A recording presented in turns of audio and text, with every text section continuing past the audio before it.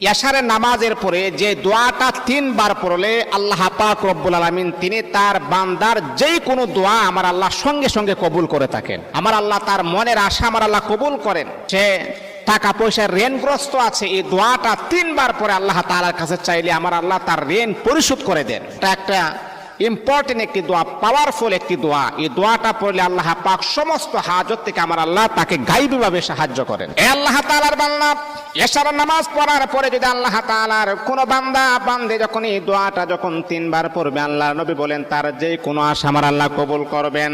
ব্যবসা বাণিজ্য লস হচ্ছে, আমার আল্লাহ তাকে লাভবান বানায় দিবেন। মনের আশা কবুল হচ্ছে না, আমার আল্লাহ মনের আশা কবুল করে দিবেন। যে দোয়াটা পড়লে আল্লাহ নবী বলেন তার যে কোনো দোয়া আমার আল্লাহ কবুল করবেন। দোয়াটা কি? আল্লাহুম্মা ইন্নী আসআলুকা বিআন্নী আশহাদু আন্নাকা আনতাল্লাহ লা ইলাহা ইল্লা আনতা আহাদুস সামাদুল্লাযী